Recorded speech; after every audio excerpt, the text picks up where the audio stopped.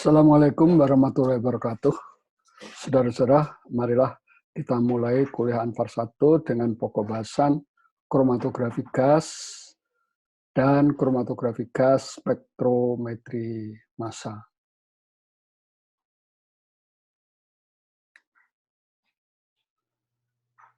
Untuk memulai kuliah ini, saya akan bicarakan pertama kali adalah tentang instrumen kromatografi gas. Secara garis besar, instrumen kromatografi gas terdiri dari 5 komponen. Nomor 1 adalah carrier gas, yang nomor 2 adalah injectant port, yang ketiga adalah kolom, yang keempat adalah detektor, dan yang kelima adalah oven untuk mempertahankan suhu tinggi pada operasi kromatografi gas. Gas pembawa atau disebut dengan carrier gas ini ditempatkan dalam tabung-tabung gas bertekanan tinggi.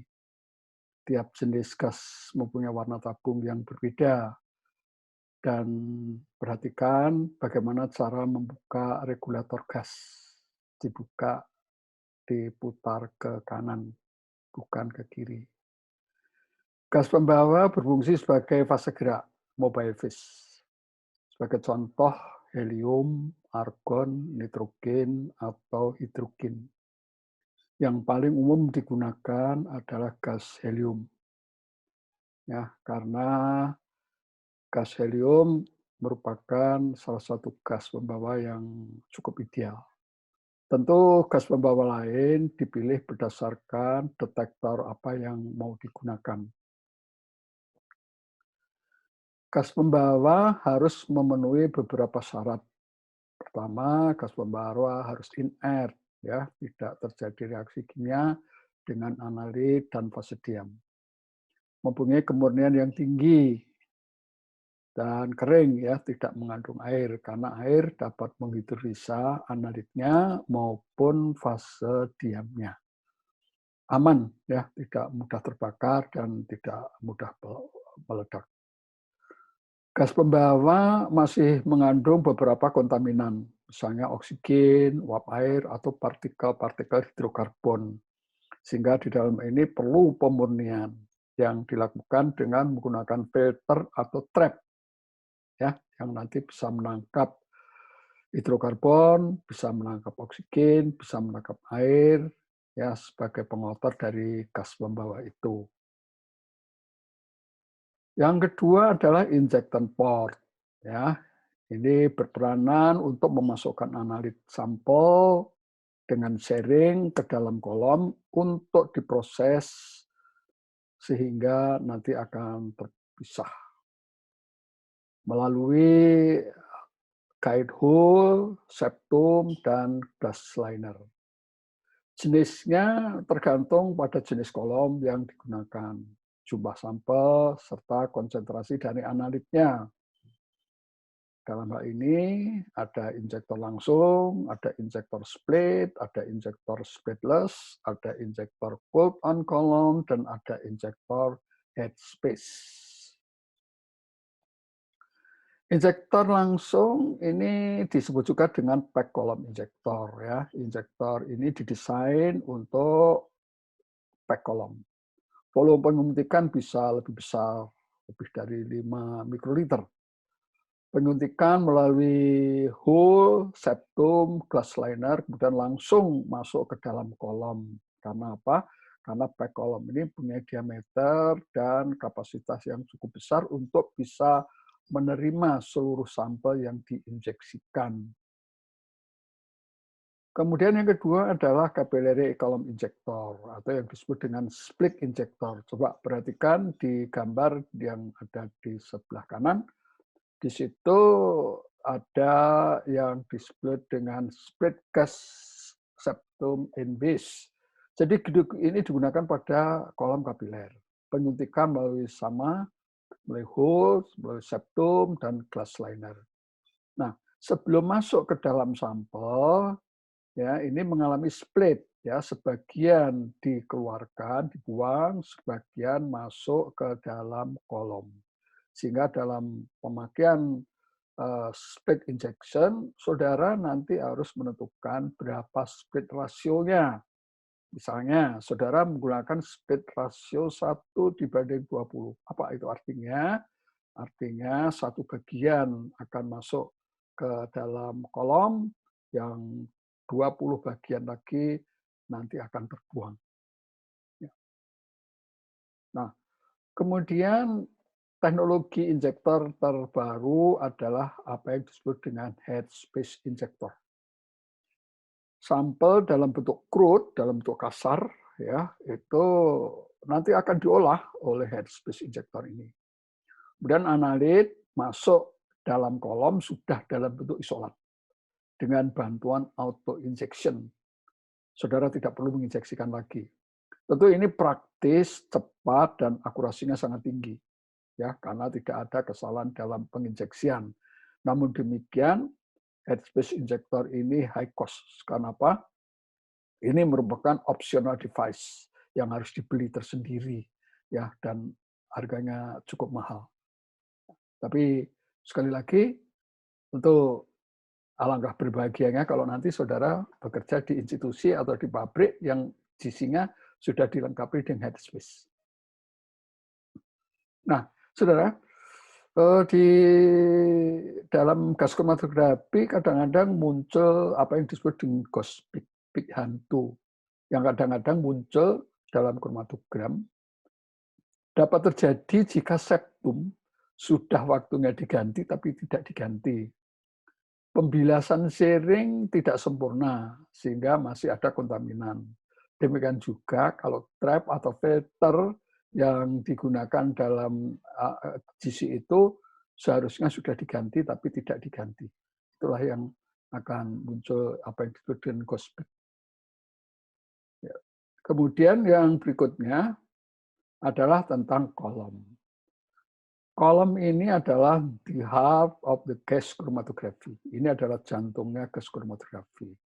Ya, inilah yang nanti akan berperanan penting di dalam pemisahan analit. Kolom itu bisa dibedakan atas berbagai faktor. Misalnya dari segi fase diamnya. Ada bentuk fase diam bentuk partikel, ada yang ada dalam bentuk wall coated.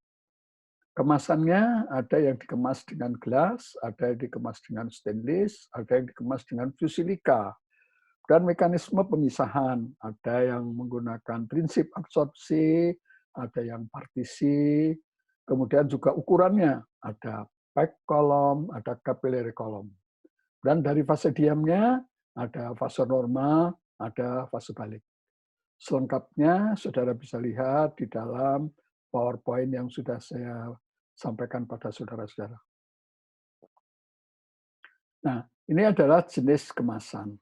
Ya, ada yang dikemas dengan stainless, ya. Tentu kenapa stainless? Ini adalah karena inert, ya. Kemudian juga ada yang dikemas dengan pack glass, terbuat dari gelas. Ya, ini dapat dibuat dengan lebih panjang karena bisa diformat menjadi lingkaran-lingkaran dengan diameter tertentu dan bisa mencapai 5-10 meter. Kemudian yang terakhir, ini adalah yang disebut dengan capillary column yang dikemas dengan fuse silika dalam bentuk kolom yang disebut dengan WCOT, Wall Coated Open Tubular Column. Ini terbuat dari fuse silika, ya, yang in-air dan fleksibel sehingga bisa dibuat panjang sekali sampai 100 meter dan dengan diameter yang kecil, ya. Dan inilah yang kebanyakan dipakai untuk analisis dengan kromatografi gas. Nah, ini adalah perbedaan utama dari kolom pack dan kolom kapiler, ya. Kolom pack dan kolom kapiler mempunyai perbedaan dalam hal panjangnya, diameternya, permeabilitasnya, laju gas, tekanan, total plat efektifnya, kemudian plat efektif per meter, kapasitas, tebal, lapisan tipis, dan lain sebagainya. Saudara lihat, ya, masing-masing mempunyai spesifikasi yang berbeda. Ya, tentu tergantung dari tujuan penggunaannya, mana yang harus dipakai, apakah pack kolom ataukah kapiler kolom. Nah, sekarang fase diam atau stationary phase. Dalam fase diam ini ada dua bentuk, ada fase balik, ada fase normal. Kalau fase balik, reverse phase atau disingkat dengan RP, dan fase normal disingkat dengan normal phase atau NP. Polaritas dari kolom kromatografi gas itu mulai dari yang nonpolar, ya, dalam bentuk reverse phase, yang sangat polar dalam bentuk normal phase. Nah, di antaranya ada yang semipolar. Nah, untuk fase diam dalam kromatografi gas, sekarang ini banyak yang terbuat dari derivat polisiloksan. Dari polisiloksan itu nanti dibuat derivatnya menjadi fase diam yang polar, semipolar, sampai yang non-polar. Nah, pemisahan yang terjadi di dalam fase diam itu berdasarkan prinsip like dislike. Analit yang non-polar ya memerlukan fase diam yang non-polar. Sebaliknya, analit yang polar memerlukan fase diam yang polar. Nah, berdasarkan prinsip ini, nanti tentu kita bisa melakukan pemilihan kolom. Ya, jadi kalau misalnya analit kita bersifat polar, tentu kolomnya polar, ya. Pilihlah yang normal phase, ya. Biasanya itu isinya itu silika gel, borapaki, dan biasanya mekanismenya adalah mekanisme absorpsi. Inilah yang nanti akan di-pack dalam apa yang disebut dengan pack kolom. Sedangkan kalau analit kita non-polar, kita memilih kolom yang non-polar. Masuk di dalamnya adalah kelompok reverse phase.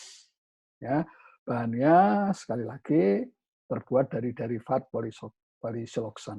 Ya, biasanya mekanismenya menggunakan prinsip partisi dan itu dalam bentuk capillary column. Kemudian yang keempat adalah detektor. Detektor ini perannya adalah mendeteksi analit-analit yang sudah terpisah dari kolom untuk menghasilkan sinyal dan direkam menjadi kromatogram. Besarnya sinyal respon detektor itu sebanding dengan konsentrasi dari analit atau jumlah massa dari analitnya. Karakteristik dari detektor tentu harus sensitif, ya, artinya limit deteksinya makin kecil kadar analit yang dapat dideteksi makin kecil, maka makin sensitif. Dan yang kedua adalah rentang dinamik linearnya. Makin besar itu makin baik. Rentang dinamik linear itu adalah suatu daerah ya di mana antara konsentrasi dan respon detektor itu masih merupakan sebuah hubungan linear. Ya, selektivitasnya tinggi, artinya bersifat selektif terhadap molekul atau analit tertentu. Ya, artinya bisa memilah antara satu analit dengan analit yang lain. Nah, detektor ini ada bermacam-macam, ya. Ada TCD, ada FID, ada FID-NP, ada ECD, ada FPD, ada PID, ada FTIR, dan ada GC mass spectra, spek detektor. Semua detektor dalam kromatografi gas pada umumnya berupa detektor yang blind, buta. Ya, artinya dia bisa mendeteksi tapi tidak bisa mengidentifikasi. Dia dapat menunjuk ada orang lewat, tapi siapa yang lewat dia tidak tahu. Ya, itulah orang buta. Sama dengan detektor blind. Kecuali pada Fourier transform infrared detektor dan mass spectra detektor itu selain bisa mendeteksi juga bisa mengidentifikasi. Ya, nanti di belakang akan saya jelaskan. Salah satunya adalah tentang mass spectra sebagai detektor. Nah, saya mulai dengan FID, Flame Ionization Detector. FID ini membutuhkan gas hidrogen dan oksigen atau mungkin udara ya untuk menghasilkan flame nyala. Ini biasanya untuk kolom kapiler ya diperlukan make up gas misalnya helium atau nitrogen agar aliran gas pembawa menjadi optimal dan sekaligus menjadi pendingin dari detektor. Ya, rentang dinamiknya FID ini sangat besar ya, sampai 10⁻⁷ mikrogram. Ya. Nah, FID ini termasuk kategori detektor universal. Ya. Kenapa? Dapat digunakan untuk analisis semua analit ya yang mengandung atom C, H, dan O. Ini termasuk detektor yang bersifat destruktif. Karena apa? Analit begitu keluar dari detektor, dia akan sudah didestruct, dirusak. Menjadi molekul kation CHO+. Ya. Dan tentu ini adalah merupakan salah satu kelemahan dari FID. Dan FID tidak bisa mendeteksi air. Ya. Nah. Kemudian oven, ya di dalam kromatografi itu ada oven, gitu ya. Oven ini gunanya untuk mengatur, menjaga temperatur, ya selama proses kromatografi. Ya.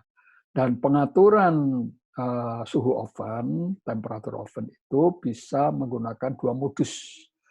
Yang pertama adalah isoterm. Kalau isoterm itu ya ini digunakan kalau misalnya analitnya itu ya simple gitu ya, terdiri dari hanya beberapa komponen dan juga perbedaan titik didih dari analit itu tidak terlalu tinggi, tidak terlalu besar perbedaannya. Ya, ini bisa dilakukan dengan modus isoterm. Ya, ini artinya bahwa selama proses pemisahan digunakan suhu yang sama, konstan, ISO. Nah, tetapi kalau kita punya analit yang punya perbedaan titik didih yang cukup besar satu dengan yang lain dan jumlah komponennya itu sangat kompleks, misalnya pada minyak atsiri ya, yang terdiri dari beberapa komponen, tentu tidak bisa menggunakan isoterm. Ya. Nah, di dalam temperatur program ini, selama proses pemisahan itu digunakan suhu yang berbeda-beda dan terprogram dengan rate dan waktu tertentu. Ya. Sebagai contoh misalnya, ya kita ingin melakukan temperatur program. Ya, sekali lagi selama proses pemisahan digunakan suhu yang berbeda. Nah, tentu langkahnya bagaimana? Pertama, ditentukan terlebih dahulu initial temperatur dan initial time. Waktu awal dan suhu awal. Kemudian ditentukan kecepatan perubahan suhu, rate. Ya. Kemudian yang terakhir kita tentukan kondisi akhir. Final temperature and final time. Misalnya, ya, kita ingin melakukan temperatur program initial temperatur 45 derajat Celcius selama 5 menit. Kemudian kita atur rate-nya ya 10%, 10 derajat Celcius per menit. Ya, 10 derajat Celcius per menit. Sampai dengan finalnya suhunya 145 derajat Celcius dan selama 5 menit. Ya, tentu saudara bisa menghitung ya berdasarkan data ini berapa menit durasi yang diperlukan mulai dari initial sampai ke final. Ya, coba dihitung ya. Nanti keluar dalam ujian ya. Oke. Nah, ini adalah sebuah contoh keberhasilan dari temperatur program. Ya, ada sediaan yang berisi menton, mentol, dan methyl astat. Ya, dilakukan pemisahan isoterm pada 110 derajat Celcius selama 12 menit. Ternyata hasilnya masih kurang memuaskan. Pertama, antara menton dan mentol tidak terpisah. Ya. Kemudian juga methylastat, ya di situ peak-nya itu tidak ideal, ya kurang ideal karena terjadi tailing di situ ya, ada ekor ya, ada pundak lah begitu ya. Nah ternyata kalau dibuat program temperatur dengan dimulai awal 60 derajat Celcius selama 1 menit dengan rate 30 derajat Celcius per menit, finalnya 120 derajat Celcius selama 9 menit. Ternyata hasilnya cukup bagus ya, di mana antara menton dan mentol terpisah dengan baik dan methylisat juga mempunyai peak yang ideal ya. Tentu saudara bisa menghitung juga berapa sih durasi dari program temperatur pada kasus ini ya, sama dengan yang tadi. Nah, saudara, saya akan masuk ke dalam mekanisme prinsip pemisahan analit pada kromatografi gas. Ya. Pemisahan analit dalam kromatografi gas terjadi berdasarkan perbedaan harga koefisien distribusi atau KD dari masing-masing analit. Ya, ini berlaku pada fenomena adsorpsi, partisi maupun pada permeasi. Ya. Nah, pada kondisi tertentu, setiap analit itu mempunyai harga KD yang spesifik, yang berbeda satu dengan yang lain. Jadi kalau misalnya ada analit ya dalam campuran isinya X, Y, Z. Ya.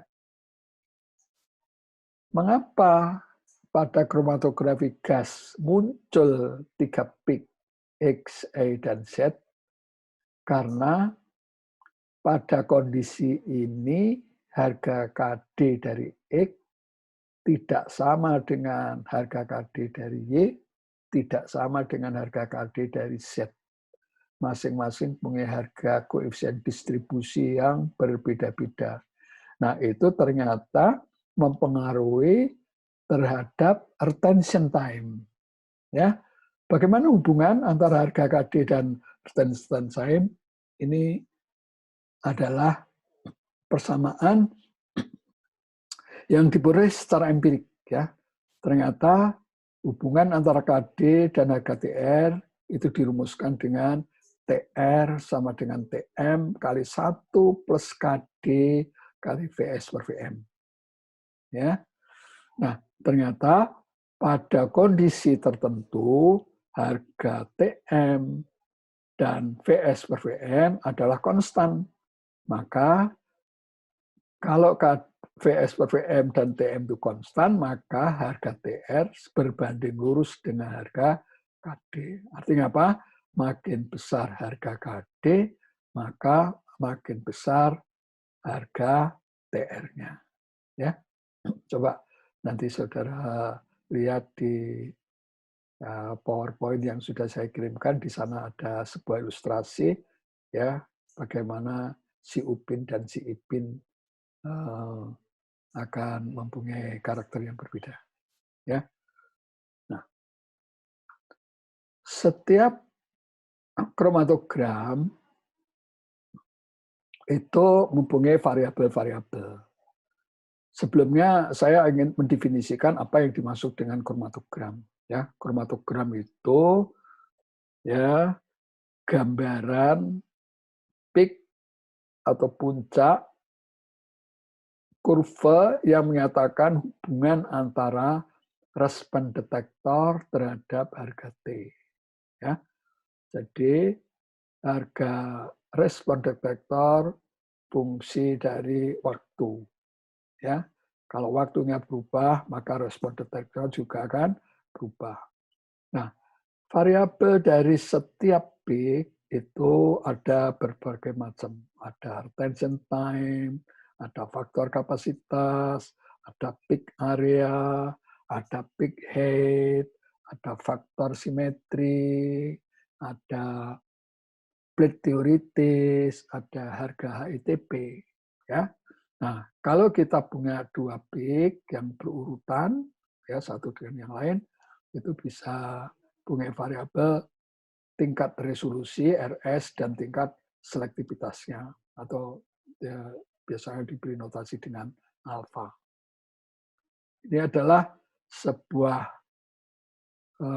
gambaran tentang variabel kromatogram. Ya, sekali lagi sumbu Y-nya ada respon detektor, sumbu X-nya adalah waktu.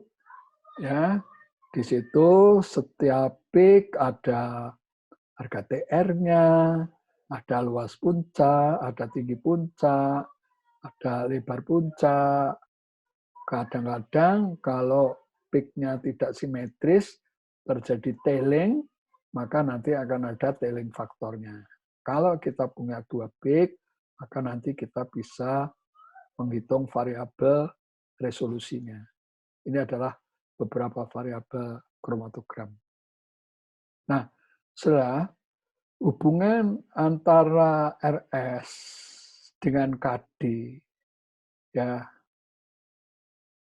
itu sebetulnya bisa diurai menjadi persamaan yang lebih rinci, di mana RS sama dengan 1/4 akar N kali alfa min 1 per alfa kali K per 1 plus K, ya, dan dibagi menjadi 3 faktor. Ada faktor A, faktor B, dan faktor C. A itu adalah efisiensi, B itu adalah selektivitas, dan C kapasitas.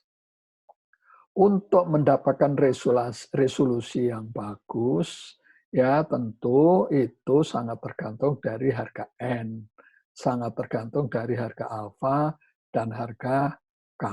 Artinya apa? Kalau kita ingin mengendaki harga RS yang ideal, maka kita harus melakukan optimasi harga N, harga alfa, dan harga K.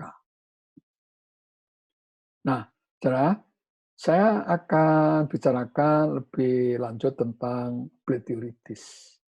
Apa itu plate teoritis? Plate teoritis itu adalah unit terkecil di dalam kolom yang di dalamnya terjadi pemisahan alat secara sempurna. Ya, analoginya itu kalau pada organ ginjal, di dalamnya ada glomerulus. Glomerulus itu adalah unit terkecil dari ginjal yang di dalamnya bisa menyaring metabolit yang tidak dikehendaki tubuh. Sama dengan kolom, itu di dalamnya ada plate teoritis. Makin banyak jumlah plate teoritis, ya, yang dikatakan dengan huruf N besar, maka kolom itu makin efisien. Nah, kalau kita perhatikan, saudara, di gambar itu ada dua kolom A dan B, panjang dan diameternya sama, tapi saudara lihat plate teoritisnya ya itu lebih banyak pada kolom A dibandingkan dengan kolom B. Ya, artinya apa? Kolom A itu lebih efisien karena plate teoritisnya lebih banyak. Secara empirik, harga plate teoritis, harga N itu dihitung dengan rumus N sama dengan 16 kali TR per V kuadrat. Nah, kemudian ada harga HETP, Height Equivalent Theoretical Plate. Ya, ini adalah kebalikan dari harga N. Ini adalah satuan panjang kolom yang setara dengan satu plate teoritis. Jika panjang kolomnya sama dengan L, maka harga H sama dengan L per N. Makin kecil harga H, kolom itu makin efisien. Jika panjang dan diameter sama, maka harga H pada kolom A yang di atas dengan kolom B tentu HETP-nya lebih kecil dibandingkan dengan HETP dari kolom B. Ini nanti penting ya, karena ini berkaitan dengan masalah efisiensi dari penggunaan kolom. Nah, dengan memperhatikan 3 faktor tadi, maka kinerja kolom itu dapat dinilai dari efisiensi, selektivitas, dan kapasitasnya. Ya, tentu yang paling ideal itu adalah di mana efisiensinya itu baik, selektivitasnya baik, kapasitasnya baik. Seperti apa kromatogramnya? Ya, kromatogramnya, tampilannya, performanya adalah pada gambar D. Ya, tentu kalau pada gambar A, efisiensinya kurang, selektivitasnya, kapasitasnya kurang. Kalau B itu ya efisiensinya baik karena menunjukkan peak-nya itu makin ramping ya, lebar puncaknya makin kecil. Namun demikian selektivitasnya kurang karena masih belum terpisah dengan baik. Ya, kapasitasnya cukup karena dia bisa memisahkan dalam waktu yang optimal untuk dua analit tadi. Yang C ini adalah efisiensinya kurang, peak-nya terlalu melebar, tapi selektivitasnya baik karena sudah terpisah dan juga kapasitasnya cukup baik. Ya, tentu yang paling ideal adalah yang D. Efisiensi baik, selektivitas baik, kapasitas baik. Itu adalah cita-cita semua kita yang menggunakan kromatografi gas. Nah, cara di dalam kromatografi gas ada satu hukum yang sangat penting yang disebut dengan hukum Van Demter. Hukum Van Demter dirumuskan dengan persamaan H sama dengan A ditambah B dibagi mu ditambah C kali mu. Ya. Mengapa ada hukum Van Demter? Karena ini berdasarkan suatu fenomena bahwa sebetulnya analit yang dipisahkan di dalam kromatografi gas itu mengalami sebuah pergerakan yang sifatnya longitudinal sepanjang kolom, tapi ada juga pergerakan transversal ya di se, se, seluas dari kolom itu. Ya. Nah, di sini sekali lagi H itu adalah HETP. Ya. Sedangkan A itu ada diffusion, B itu adalah diffusi longitudinal, mu adalah kecepatan fase gerak, dan C adalah efek transfer massa. Di dalam kromatografi gas, ya, untuk mencapai hasil kinerja yang optimal itu H, ya, efisiensi itu harus sekecil-kecilnya, ya, sekecil-kecilnya. Sehingga untuk mendapatkan H yang kecil, A-nya harus kecil, B per mu-nya harus kecil, C kali mu-nya harus kecil. Ya, tentu di sini pengaruh kecepatan fase gerak itu adalah paradok. Ya, kalau mu-nya dibesarkan, maka B per mu kecil, tapi C kali mu menjadi besar. Kalau mu-nya dikecilkan, kecepatan fase geraknya dikecilkan, B per mu-nya menjadi besar, walaupun C kali mu-nya menjadi kecil. Inilah yang menjadi persoalan yang nanti akan kita bicarakan satu persatu tentang bagaimana implikasi dari hukum Van Demter ini.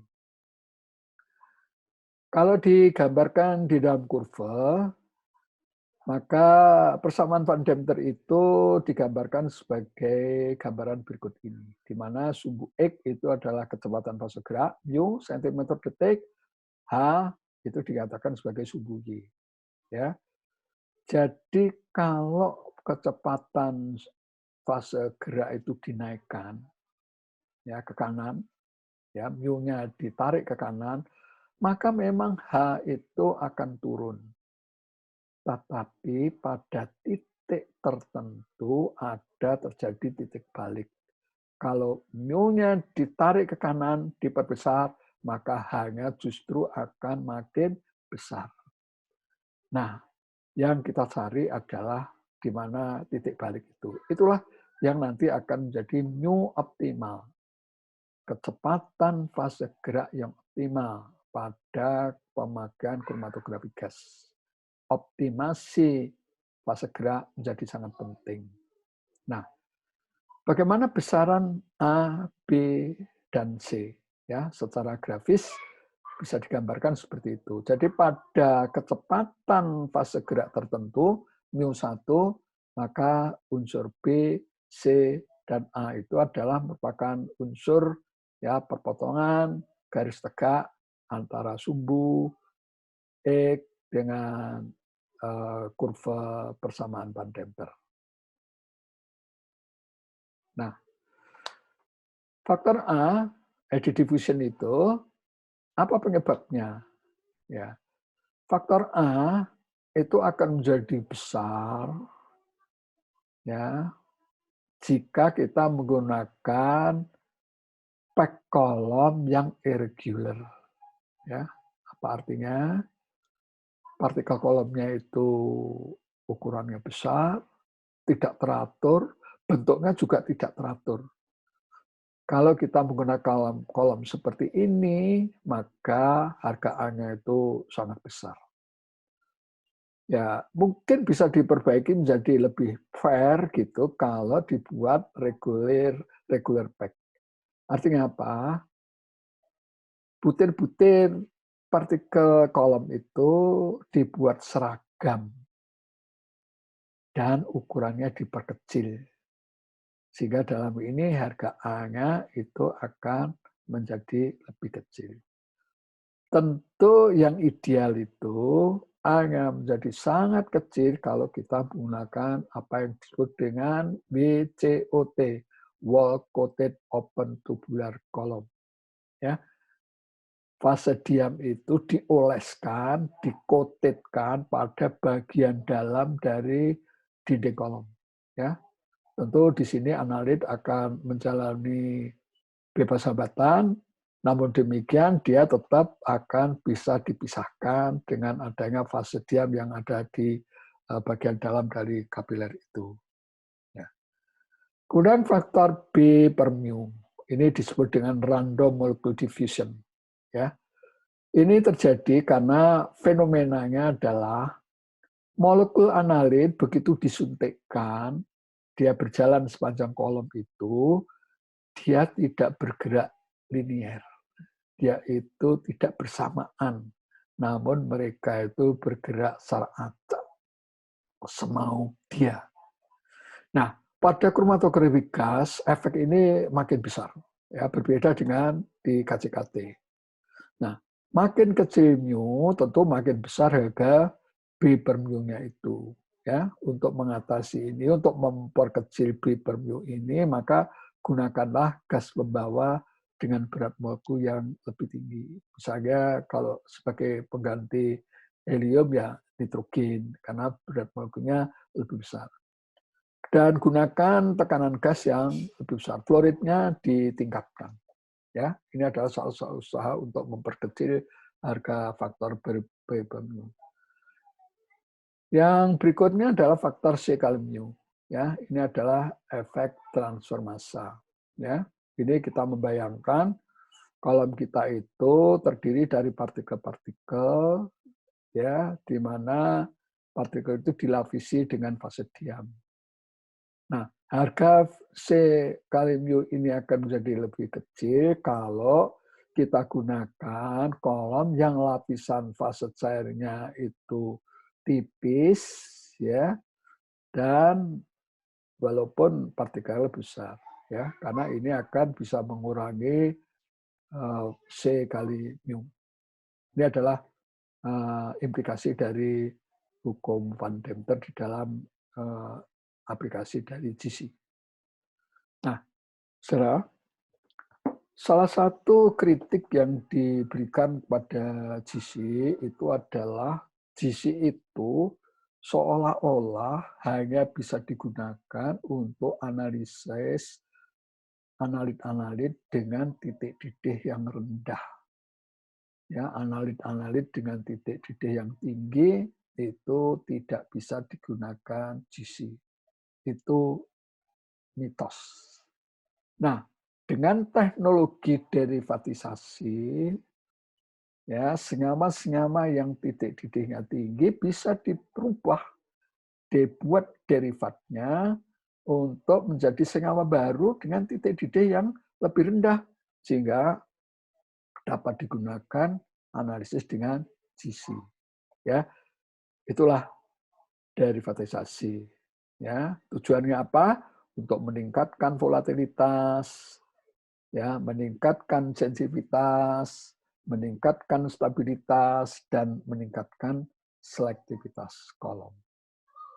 Ya, ini adalah beberapa contoh aplikasi derivatisasi. Saudara tahu asam lemak itu mempunyai titik didih yang tinggi, sehingga tidak bisa asam lemak langsung dipisahkan dengan GC.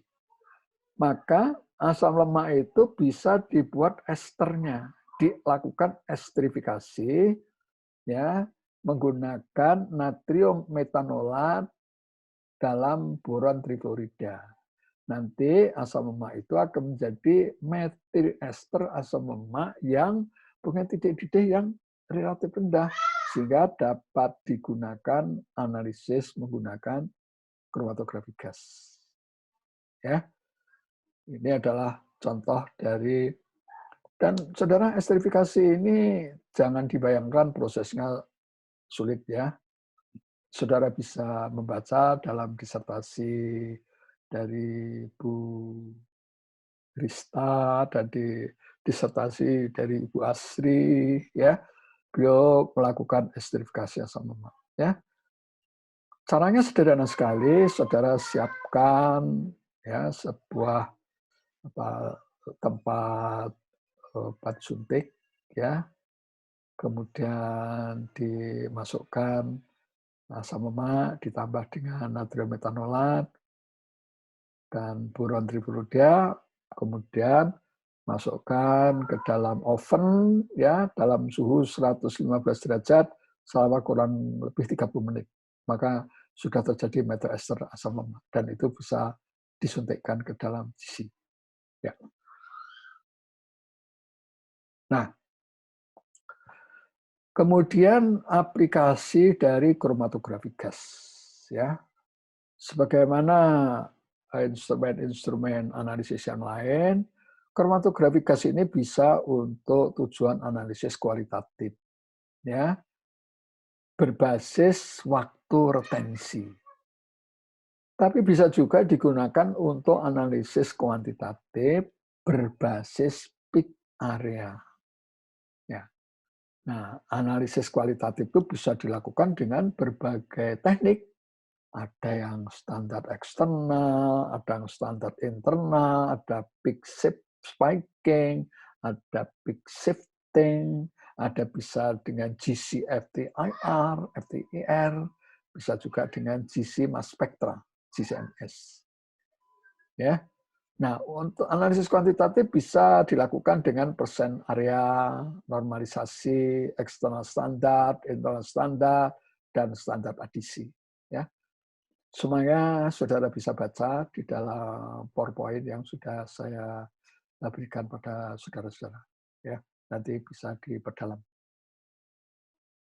Nah, untuk analisis kuantitatif, sebagaimana yang sudah pernah saudara lakukan dalam praktik PAR 1, ya, bisa digunakan dengan standar eksternal dan standar internal. Apa bedanya? Kalau standar eksternal, ya, kita hanya menggunakan satu macam standar, ya. Dan di dalam membuat kurva baku, ya, di sini subu X adalah konsentrasi dari analit, sedangkan sumbu Y-nya adalah peak area dari analit itu sendiri, ya. Di mana persamaannya sama dengan Y BX plus A. Nanti kalau peak area dari analit dalam sampel diketahui, saudara bisa menghitung konsentrasinya dengan substitusi pada persamaan regresinya, ya. Sedangkan pada standar internal, ya, hanya berbeda pada sumbu Y. Pada internal standar, ya, sumbu Y itu adalah rasio perbandingan antara peak area analit dibagi dengan peak area dari internal standar. Ya, sedangkan sumbu X sama, itu konsentrasi dari analitnya. Nah, internal standar, saudara, ini tidak sama dengan analitnya. Jadi kalau saudara melakukan analisa, misalnya saudara melakukan penentuan kadar dari nipagin, ya, saudara bisa menambahkan asam benzoat sebagai internal standar, ya, dengan catatan bahwa kedua senyawa ini mempunyai struktur kimia yang kurang lebih sama, sehingga kelarutan dan respon detektornya juga kurang lebih sama. Nah,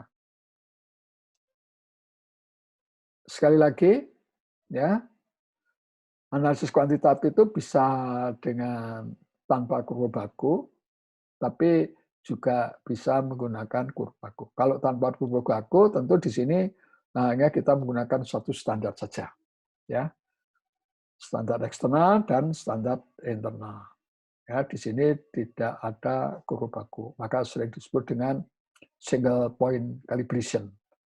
Ya. Nah, terakhir adalah tentang kromatografi gas spektrometer massa. Ya. Saudara, KGSM atau di dalam terminologi bahasa Inggris disebut dengan GCMS, ya, itu tentu terdiri dari dua instrumen. Yang pertama adalah kromatografi gas, dan yang kedua adalah spektrometer massa. Ini digabung menjadi satu, menjadi KGSM. Nah, di dalam kromatografi gas itu terjadi pemisahan-pemisahan analit. Kemudian analit yang sudah masuk ke dalam mass spektra itu nanti akan melewati beberapa peristiwa. Yang pertama, di situ akan terjadi fragmentasi dan ionisasi. Kemudian akan mengalami ya pemisahan menggunakan mass analyzer. Kemudian nanti akan ditangkap oleh elektron multiplier dan nanti akan terekam di dalam data sistem yang menghasilkan kromatogram mass spektra. Ya. Nah, jadi saudara, prinsipnya adalah ya senyawa yang masuk dalam spektrometri massa itu nanti akan mengalami fragmentasi, ionisasi dan fragmentasi. Ya. Jadi molekul itu nanti akan ditembak dengan elektron, kemudian dia akan pecah menjadi sebuah molekul bermuatan positif dan molekul radikal. Dan ini masih akan bergerak lagi, pecah lagi menjadi bersifat ion positif dan ion molekul netral. Atau bisa juga menjadi molekul bermuatan positif dengan molekul netral yang nanti akan berubah menjadi molekul yang bermuatan positif dan radikal. Ya. Jadi molekul itu akan mengalami ionisasi dan kemudian mengalami fragmentasi, pecah menjadi fragmen-fragmen. Itu namanya fragmentasi. Nah, setelah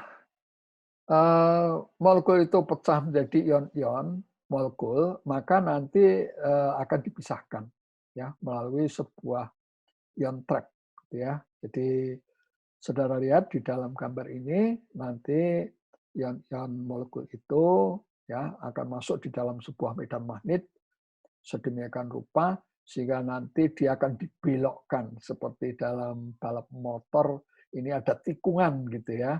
Nah, pembalap yang paling lihai tentu nanti dia akan mencapai finish lebih dulu, sama di sini juga begitu ya. Massa yang paling ringan yang makin kecil akan keluar ya, sedangkan yang berat nanti akan keluar paling belakang. Ini adalah prinsip sederhana dari ion trap ya. Nah, kemudian ada juga yang mass analyzer-nya itu tidak menggunakan ion trap tapi menggunakan sistem quadrupole ya. Pada prinsipnya sama, tapi di sini menggunakan komponen-komponen yang berbeda. Quadrupole terdiri dari 4 batang logam paralel. Setiap pasangan batang yang berlawan arah terhubung secara elektrik ya, dan tegangan frekuensi radio dengan tegangan offset DC.